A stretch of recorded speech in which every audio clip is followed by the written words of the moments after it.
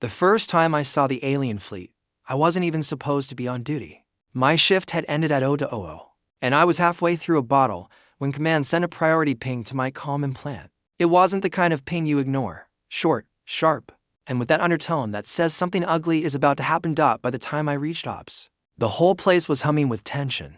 The big display in the center of the room was lit up with red, our border on the Perseus line. That red wasn't supposed to move. It had been static for 53 years. Tonight it was bleeding inward. Unknown ships, the officer at the display said, his voice flat, but his eyes sharp. 18 of them. Heavy tonnage. No transponders. Ignored hails. 18. That wasn't a scout mission. That was a probe. And a probe this deep into human space meant someone somewhere thought we were soft. Thought that the old wars had drained us. Thought that maybe humanity had forgotten what it meant to bleed. I knew better. Who's in command? I asked. The officer glanced at me. You are, sir. Fleet command gave it to you. Said you've got experience in removing unwelcome guests. That was a polite way of saying I had a reputation.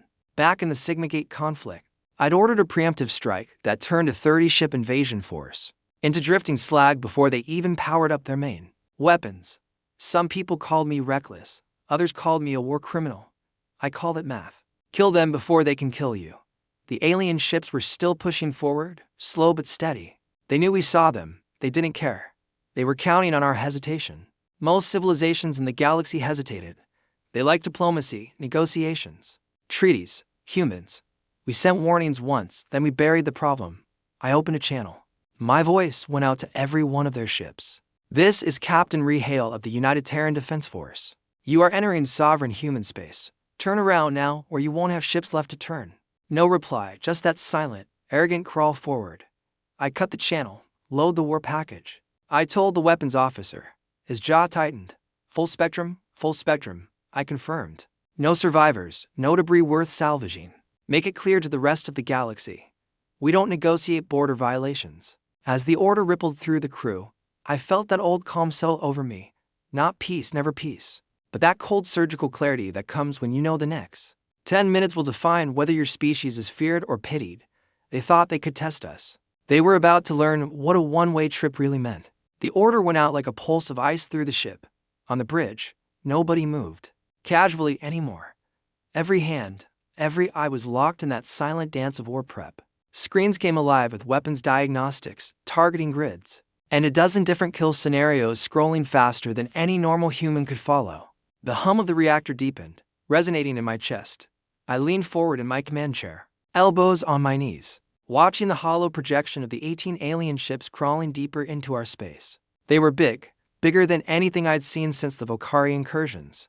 Each was shaped like an elongated crescent with sharp spines along their hulls, ugly, predatory lines. Whoever designed them wasn't interested in trade runs or exploration. They were built to take telemetry. I asked without looking away from the display. Long-range scans indicate dense composite armor, replied Lieutenant Morin, the tactical officer. Unknown energy signature on their forward arrays. Engines are overpowered for their size. Likely fast strike capability. No heat bleed, meaning they've got advanced cooling. Whoever they are, they know how to mask. I grunted. Masking heat meant they knew how to hide from passive detection systems. It also meant they'd planned for stealth entry into someone else's territory. That made this more than a casual border poke. This was a deliberate test. Range. 3.2 million kilometers in closing, came the report. The alien formation shifted slightly, the lead ship drifting ahead like a spear tip. It wasn't a random movement. They were testing our reaction. I could almost feel the commander on that ship watching us, waiting to see if we flinched. They were in for disappointment. Target. The lead ship, I said. Load vortex missiles in primary tubes and spin up the Hellspike cannon. There was a pause. Not hesitation, just the crew processing the escalation. Vortex missiles were banned in half the civilized galaxy for being inhumane. They didn't just destroy ships. They ripped open spacetime in a localized pocket, collapsing anything inside into molten wreckage. The Hellspike was our own dirty little invention, a railgun so powerful it punched clean through planetary crust. Sir, Morin said carefully, are we going for the example shot already, Lieutenant? When you find a venomous animal in your bed, you don't poke it to see how it reacts. You cut its head off before it moves. He nodded once. No more questions. That was why I liked Morin.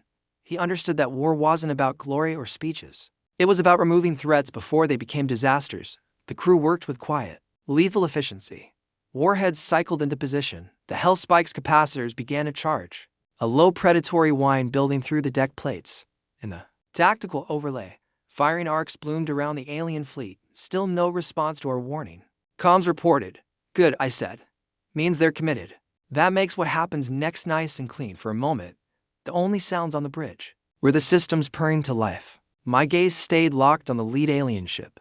I wondered if their commander was watching us on his own displays. Maybe thinking we'd fall back to the Perseus Line's outer stations. Maybe thinking we'd talk before we shot. That was the problem. With most species, they thought humanity was like them. We weren't. Range 1 million kilometers. Morin called out. I stood. Fire vortex missiles. Full spread. Hellspike on my mark. The ship shuddered as the missile tubes coughed death into the void. Sleek black darts vanishing into nothing before their engines lit up. Streaking toward the alien formation. The moment they launched, the alien fleet broke formation. Sharp, coordinated, not panic, battle readiness they'd come prepared for. A fight. Alien ships spooling up weapons, more embarked, forward arrays glowing. Energy spike detected. I narrowed my eyes at the lead ship. The faint shimmer of their forward arrays brightened into a glare. My gut clenched. Hellspike. Fire. The deck roared under my boots as the Hellspike rail gun launched a slug the size of a city bus. At a fraction of light speed, in the hollow, the bright orange line of its trajectory sliced across the void, punched through the lead ship's forward section, and exited out the back in under a second. No explosion, just a sudden venting of atmosphere and a glittering spray of debris. Direct hit, Morin confirmed. Massive structural breach. He cut off as the ship's center imploded, folding in on itself before erupting into a bloom of molten fragments. The remains drifted, tumbling in silence. One down. The alien formation wavered just for a moment, but then tightened again. Whoever was in command was disciplined. The vortex missiles hit a heartbeat later. They didn't explode like normal weapons. Space seemed to bend, light distorting around the points of impact. Before reality snapped back with a violent surge, 3 ships simply weren't there anymore. Gone, erased like they'd been carved out of existence. The comms lit up with voices. Panicked alien burst in a language our translators struggled to catch. The gist was clear. Shock, confusion, and rage. They're turning weapons on us, Morin said. And the bridge filled with red threat markers. Shields to maximum, I ordered. Return fire with shard cannons. Aim for engines, then finish them. The ship dove into the fight like a predator smelling blood. Our shard cannons tore into their flanks, shards of hyperdense metal punching through armor like paper. Alien plasma blast hammered against our shields, flaring them in bright arcs. The deck shook with each hit, but the shields held for now. 2 more alien ships went dark as their reactors overloaded. One tried to ram us, surging forward at insane speed, but we caught it mid-charge with a Hellspike round that split it in half like rotten fruit. The fight wasn't one-sided, though. Their weapons were stronger than I'd expected. A plasma strike clipped our port shield hard enough to make the lights flicker. Damage control teams reported hole scorching on multiple decks. Another hit jarred my teeth, and I caught the faint scent of burning insulation. But the crew didn't break. They moved like a machine. Reload, fire, adjust, fire again. This was why I'd handpicked them from every corner of the fleet. 5 minutes in, the battlefield was a graveyard. Half the alien ships were drifting wrecks, venting atmosphere and heat. Another 4 were dead hulks. Only 2 were still fighting, and even they were limping. I opened comms again, projecting my voice across the void. You were warned. This is the price of ignoring it. Leave now or join your dead. One of the remaining ships broke off immediately, engines flaring as it fled toward the border. The other stayed. Still. Captain, Morin said, I'm picking up strange energy readings from that last ship. I turned toward the display. The alien ship's forward section was glowing again, brighter than before. But this time, there was a twisting shimmer in the space ahead of it. Like heat haze in a desert. My stomach dropped. That's not a weapon charge, I said. That's a beacon. They're calling someone. Someone worse, I said, jaw tightening. They're opening a gate. In the display, space tore open in front of the alien ship, a dark, jagged hole rimmed with lightning. Something massive stirred beyond it, shapes moving in the shadows. Every instinct I had screamed that whatever was coming through was worse than the fleet we'd just torn apart. Hellspike, I snapped. Maximum charge. Put it through that gate before it stabilizes. Yes, sir. Charging, Morin said, fingers flying over controls. The deck thrummed as the capacitors pushed toward overload. The alien ship fired first. Not a weapon, more of a pulse aimed at the gate. The tier widened. The shapes beyond grew. Clearer. Towering silhouettes with glowing spines. My crew went silent, staring, hell spike ready. Morin shouted, "Fire!" The slug screamed through space and hit dead center in the gate. The tier buckled, lightning flaring violently, and then it collapsed in on itself with a silent detonation that made the hollow flicker. The alien ship that had been right in front of it was caught in the collapse, crumpling like tin under a hammer. Silence fell over the bridge. No more hostiles, just drifting debris, cooling wreckage, and the faint static-laced whisper of our sensors recovering from the interference. I sank back into my chair, exhaling slowly. "Log this engagement as an Article 7 response," I said. "Mark all alien wrecks for salvage denial. Nothing leaves the system intact." "Yes, sir." Morin said. "COMMS cleared their throat." "Captain, what do we do about the one that ran?" I met their eyes, cold and certain. "Let them run. Let them tell their people exactly what happens when you step into human space without permission." The bridge was quiet again, save for the steady hum of the reactor. Out beyond the hull, the battlefield drifted, silent testimony to a rule older than most civilizations in the galaxy. No one enters human space uninvited. Not if they want to go home. I didn't sleep that night. Not because of guilt. Guilt's a luxury for people who can afford to lose. No. What kept me awake was the question of why. Why would an armed alien fleet 18 strong risk pushing 3 million clicks into human space, ignoring all warnings? And why, just before dying, would they open a gate big enough to spit out something we couldn't even identify? We denied them their reinforcements, or whatever those spine shadows were. But the attempt meant this wasn't random. Somebody out there was probing the perimeter, testing the walls, seeing where the cracks might be. I stood in my quarters, leaning on the metal counter, staring at the half-empty bottle of station whiskey I'd been nursing for months. The liquid shifted lazily as the ship's gravity plates hummed underfoot. I thought about pouring a glass, but the alarm in my chest was louder than the thirst. The door chimed. "Enter," I said. Lieutenant Morin stepped inside, still in his combat blacks. Data pad under one arm. He looked like hell, dark circles under the eyes, jaw tight. "Report," I said. He handed me the pad. "Preliminary scan data on the wrecks. We got partial readings on their armor composition, weapons output, and sir, this part's the kicker." I scrolled through the specs. Most of it was ugly but familiar. Plasma emitters, rail guns, armor with composite alloys. Then I hit the highlighted section. "The running Terran drives," I said. "Not just Terran drives," Morin replied. "Mark V pulse engines.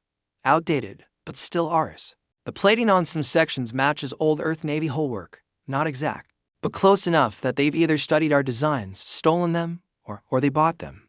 I finished. From someone willing to sell human tech outside authorized channels. He didn't need to say it, but we both thought it. There were only a handful of powers in the galaxy who could smuggle something that big, and that dangerous past the Unified Terran Trade Authority. I set the pad down. "Get this to intelligence. Sealed file. No one outside command sees it. Not yet." "Yes, sir." He hesitated. "And the runner. What about it?" "Our long-range sensors picked up its jump signature before it went dark. Vector suggests it's heading toward the Grath expanse." The name twisted my gut. The Grath were a fractured mess. Half pirates, half mercenaries, all dangerous. If the runner made it there, it could vanish into 100 systems and come back. "With a small war fleet, send the data to Recon Division," I said. "Mark the vector as priority intercept. We can't chase, we've got no orders, but someone will." Morin nodded and left. The next day, we docked at Station Ardent, one of the deep space bastions along the Perseus line. The station was a metal city wrapped around a spinning core, bristling with gun batteries and shield towers. Even from kilometers out, you could feel the hum of its reactors through your boots. Command had called me in the moment our transponder pinged. The briefing room was cold and bare, just a steel table, a wall display, and 3 officers I'd only ever seen on encrypted feeds. Rear Admiral Casson was at the head of the table, eyes sharp as cut glass. She had the look of someone who didn't blink much because blinking wasted time. "Sit," she said without looking up from her pad. I did. She tapped the pad and the display above us came alive with the replay of the engagement. I watched the alien fleet approach, watched our missiles carve holes in them, watched the hell spike tear through the lead ship. It played out in silence, except for the faint hum of the projection. When the gate appeared, Casson finally looked up. "You saw this with your own eyes?" "Yes, Mum." "And you're certain it was a gate?" As certain as I've been about anything in my career. Whatever was on the other side, we didn't get a clean look, but it wasn't friendly. Casson leaned back. Intelligence thinks the ships were Grath-built, but the drive cores and armor suggest Terran origins. Possibly black market surplus. Possibly theft or leak, I said. Her eyes narrowed. You have a name? No. But I have a guess. And it's not someone you'd catch running crates in a cargo skiff. Whoever did this is political cover. That landed in the room like a dull weight. None of them disagreed. She switched the display to a star map. A red line traced from our engagement point to the Grath expanse. The runner made it, she said flatly. It jumped twice, switched IDs, and disappeared into a neutral port. 2 days later, long-range monitors picked up Grath chatter about a gate key. I frowned. Gate key? A portable activator. Small enough to fit on a warship, strong enough to rip a hole between sectors. Illegal tech in every civilized system. You destroyed one gate. Now they might have more. That was bad. Gates weren't just faster than standard FTL. They bypassed every border, every defense grid, every patrol route. If you had one, you could appear over someone's home world without warning. What's our move? I asked. Casson studied me for a moment. Officially, we don't have one. The Council's in talks with Grath intermediaries, trying to determine intent. Unofficially, she leaned forward. We're forming a shadow task force. Small, mobile, deniable. You'll lead it. I almost smiled. Almost. Target the runner and anyone tied to supplying them with Terran tech. We want the gate keys. And we want whoever's behind this, breathing or otherwise. I nodded. Understood. She slid a data chip across the table. Mission specs, preliminary intel, and clearance codes. Burn it after you memorize it. We launched within 12 hours. No ceremony, no announcement. Just a stripped-down cruiser with skeleton crew and enough firepower to wipe out a city. Morin stayed on as my exec. I handpicked the rest, menhood. Fought in the dark corners of the galaxy where official maps lied. The vector took us toward the expanse. Out there, law was a suggestion, and betrayal was currency. I'd been there once before, and the memory still smelled of burnt metal and blood. 3 days into the run, we picked up the first shadow. They're tailing us, Morin said from the sensor pit. Small craft, running silent, but the gravity signatures are there.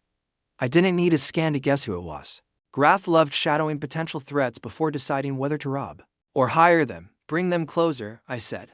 He glanced at me. Closer. Yeah, drift into their lane. Cut speed by 10%. Make them think we're unaware. 20 minutes later, the shadow bit. It crept up behind our starboard quarter, just far enough to get a good scan of us. That's when I gave the order. Flip the coiled guns and light them. Up, the trap snapped shut. Our ship spun 90 degrees in an instant, coiled guns roaring. The shadowcraft's shields flared once, then died. The next salvo turned its cockpit into molten slag. Boarding team to shuttle bay, I ordered. I want survivors. We got one. A Grath pilot with half his face burned and more teeth than sense. I had him in the interrogation chair within an hour. You were following us, I said. He grinned through blood. Following? No. Hunting. For who? He laughed. You'll find out soon enough. The one who bought your drives wants to meet the man who killed their vanguard. That stopped me cold. Their vanguard, he nodded. Those ships you fought, just the knife they used to test the skin. The sword is still coming. I leaned closer. When? His grin widened. Soon enough that you won't have time to run. I let that sit. Sometimes silence cuts deeper than threats. Finally, I stood. Lock him in the brig. Double guard. Back on. The bridge, Morin was waiting. Well, he asked. They know who we are, I said. And they're coming for us. His jaw tightened. Then we'd better hit them first. I stared out at the stars. In my gut, I knew the next engagement wouldn't be like the one at the Perseus line. The 18-ship fleet was a test. What was coming next would be the real war. We crossed the line into the Grath expanse under a false transponder. Our hull repainted to look like a scavenger hauler with more rust than teeth. Out here, you didn't announce yourself as military, unless you wanted every pirate from here to the rim sniffing at your engines. The moment we passed the last Terran beacon, space felt different. Not literally, the stars were the same, the void just as empty. But there was a weight here, an unspoken promise of trouble. The comm channels were cluttered with barter hails, distress signals, and the occasional screaming match between smugglers. Ships came and went without flight plans, their drives spiking on our sensors like ghosts in a storm. Morin leaned over his console. You ever notice the expanse smells like someone else's gun barrel? Means you're paying attention, I said. Keep our IFF tight. No pings unless I order it. Our target was the runner, the ship that had fled our last battle, and carried word of our engagement back here. Intelligence said it docked somewhere in the sector. Then went dark. The Expanse had dozens of independent stations, most run by cutthroats, exiles, or worse. We needed a name before we could put steel to the right throat. 2 days in, we found our first breadcrumb. A supply station called Dargan's Wheel hung against the black, its ring spinning slowly around a central spire. It looked half abandoned, its hull scarred from decades of collisions and gunfire. Perfect for disappearing ships. We docked under the cover of a fake salvage manifest. As soon as the airlock cycled, the smell hit me. Burnt fuel, sweat, and cheap, fermented protein. The kind of stink you only got in places that hadn't been cleaned since before you were born. The dockmaster was a broad grath with skin like old leather and for eyes that never looked the same way at once. Cargo, he rasped. Scrap. Metal, busted comms, I said, sliding him a chit loaded with enough credits to make questions disappear. Looking for someone who came through here a few days ago. Sleek black runner. Terran Drive's signature. Probably paid in bulk fuel. One of his eyes twitched toward me. Lot of ships pass through, friend. I slid a second chit across the counter. He palmed it without looking. Yeah, he said slowly. I saw your runner. Docked 2 days, took on supplies, swapped hull plates, left with escort. My gut tightened. Escort. For ships. Fast? All Grath hulls, but different, reinforced. Newer than what you see around here. Look military, but not any flag I know. Where'd they go? He shrugged. Corward, toward Jovel's grave. Morin, standing behind me, muttered. That's suicide. He wasn't wrong. Jovel's grave wasn't a station or a planet. It was a shipyard graveyard. Hundreds of wrecks drifted there, leftovers from a war the galaxy forgot. The place was crawling with scavengers and worse. It was the perfect hiding place for a fleet you didn't want found. We left the wheel and burned toward Jovel's grave. The first wrecks appeared 6 hours later, hulks of battlecruisers, frigates, even planetary carriers, all stripped to bone and left adrift. Our scanners showed hundreds more in the debris field ahead. It was like flying into the ribs of a dead god. Any active transponders? I asked. None. Morin said. But I'm getting faint heat traces. Something's alive in there. We went dark. No active scans, no shields, just a slow drift on minimal power. The cruiser slid between shattered hulls, our hull lights off, the graveyard swallowing us whole. Every shadow could hide a turret. Every piece of debris could mask a ship. Then we saw them. Tucked into the broken shell of an old dreadnought were 6 ships, sleek, armed, and running heat sink protocols. The runner was there, docked against a larger vessel bristling with weapons we didn't recognize. It wasn't Grath design, and it wasn't Terran. Record everything, I said. Zoom on that flagship.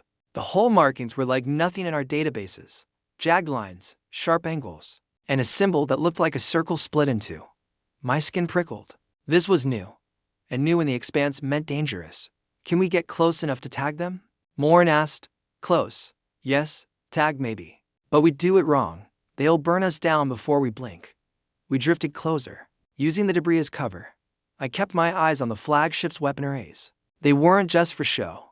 You could feel the power they held, even from here. Then, a shadow moved behind it. A ship emerged from deeper in the wreck field, bigger than the flagship, with spines along its hull that pulsed faint blue. Morin's voice went tight. That's not in our records either.